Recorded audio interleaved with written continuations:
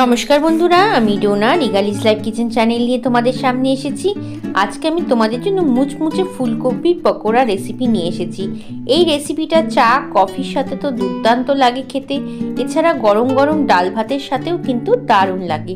খুব সহজ রেসিপি, ঘরে থাকা সামান্য কিছু উপকরণ দিয়ে এই রেসিপিটা তৈরি করেছি। চলো তাহলে দেরি না করে ঝটপট রান্নাঘরে গিয়ে আজকে রেসিপিটাকে শুরু করে দিই। দেখো, এখানে কিছুটা পরিমাণে আমি ফুলকপি নিয়েছি। ফুলকপিগুলোকে গরম জলে একটু ভাপ দিয়ে নিয়েছি। এখন এর মধ্যে আমি দিয়ে দিচ্ছি 2 চামচের মতো চালের গুঁড়ো, সাথে দিচ্ছি 2 চামচের মতো ময়দা, খুব সামান্য পরিমাণে একটু হলুদ দিচ্ছি, আর দিচ্ছি সামান্য পরিমাণে একটু কাশ্মীরি লঙ্কার গুঁড়ো। এছাড়া দিয়ে দিচ্ছি নুন স্বাদ মতো, আর যাচ্ছে আদা আর রসুনের কুচি, সঙ্গে দিচ্ছি চাট মশলা, আর দিচ্ছি কুচিয়ে নেওয়া কাঁচা লঙ্কা। ঝালটা কিন্তু যার যার ব্যক্তিগত ব্যাপার, যে যতটা ঝাল খেতে পছন্দ করো সেই অনুযায়ী লঙ্কার পরিমাণটা কমিয়ে বা বাড়িয়ে নেবে। এখন খুব ভালো করে সমস্ত উপকরণকে ফুলকপির সাথে মিশিয়ে নিচ্ছি। আমি এর মধ্যে 1/4 চামচের মতো কালো জিরে দিচ্ছি, আর 1/4 চামচের মতো জোয়ান দিচ্ছি, সঙ্গে দিচ্ছি 1/4 চামচের মতো পোস্তদানা। এই 3টে উপকরণ কিন্তু একেবারেই অপশনাল, তোমাদের যদি দিতে না ইচ্ছা করে অবশ্যই স্কিপ করতে পারো। তবে জোয়ান দিচ্ছি যেহেতু ভাজা আইটেম, খেলে পারে অনেকের অ্যাসিডিটি হয়, সেই সম্ভাবনাটা কিন্তু কমে যাবে এই জোয়ান অ্যাড করলে। এখন অল্প অল্প করে জল দিয়ে আমি এটাকে একটু সুন্দর করে মেখে নেব। জল কিন্তু একবারে দেওয়া যাবে না, অল্প অল্প করে বারে বারে দিতে হবে। ফুলকপির পকোড়াটা কিন্তু দুভাবে হয়। একটা ব্যাটার তৈরি করে তার মধ্যে ফুলকপিগুলোকে ডুবিয়ে তোমরা পকোড়া বানাতে পারো, অথবা আমি যে প্রসেসে বানাচ্ছি সেই প্রসেসেও তোমরা ফুলকপির পকোড়া বানাতে পারো। আমি এইভাবে সমস্ত ফুলকপির গায়ে যখন কোটিংটা ভালো মতো লেগে যাবে, আমি কিন্তু 10 মিনিটের জন্য রেস্টে রেখে দেবো। তারপরে পকোড়াগুলোকে ভাজবো। দেখো, জল কিন্তু আমি অল্প অল্প করে ছিটিয়ে ছিটিয়ে উপর থেকে দিচ্ছি। তোমরাও ঠিক যদি এইভাবে বানাও তাহলে দেখবে সুন্দর মুচমুচে একটা পকোড়া তৈরি হয়ে যাবে। দেখো, প্রায় কিন্তু মাখো মাখো হয়ে এসছে। এখন দেখতেই পাচ্ছ তোমরা, একেবারেই সুন্দর হয়ে গেছে মাখো মাখো। চলো এটাকে 10 মিনিটের জন্য আমরা একটু রেস্টে রেখে দিই। 10 মিনিট পরে ফেরত এলাম।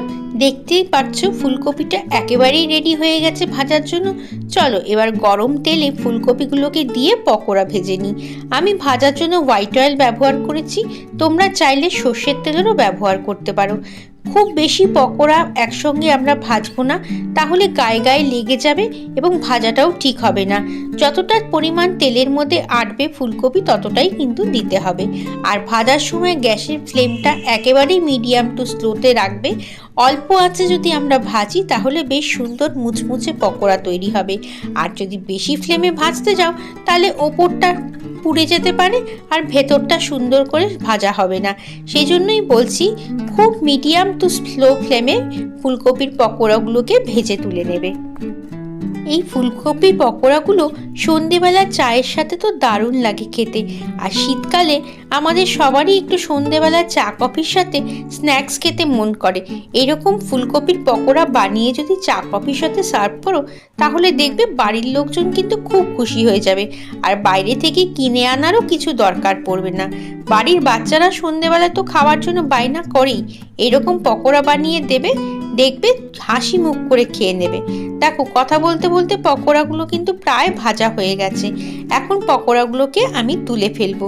দেখো, একেবারেই রেডি হয়ে গেছে। এর থেকে বেশি ভাজতে যাবো না, তাহলে পুড়ে যাবে। চলো এবার তুলে ফেলি এগুলোকে, সেকেন্ড ব্যাচটা ভেজে নিই। এই দেখো, সেকেন্ড ব্যাচের ফুলকপিটাও ভাজা হয়ে গেছে। এখন আমি এগুলোকে গরম গরম পরিবেশন করে দেব। চা বা কফির সাথে পরিবেশন করলে তো খুবই ভালো হয়। চলো তাহলে আমরা এবার পরিবেশন করার সময় ফিরে আসি। এই দেখো, তৈরি হয়ে গেছে মুচমুচে ফুলকপির পকোড়া। দারুণ মুচমুচে হয়। একবার বানিয়ে দেখো এইভাবে, দেখবে দারুণ লাগবে। ডাল ভাতের সাথেই বলো আর চা কফির সাথেই বলো, একেবারে জমে যাবে। আর শীতের সন্ধ্যায় তো কথাই নেই। কেমন লাগলো আজকের রেসিপি? যদি ভালো লাগে লাইক কমেন্ট শেয়ার করো। নতুন বন্ধু হলে চ্যানেলটাকে সাবস্ক্রাইব করে নিও। আজকে আসি, সবাই ভালো থেকো, সবাইকে টাটা।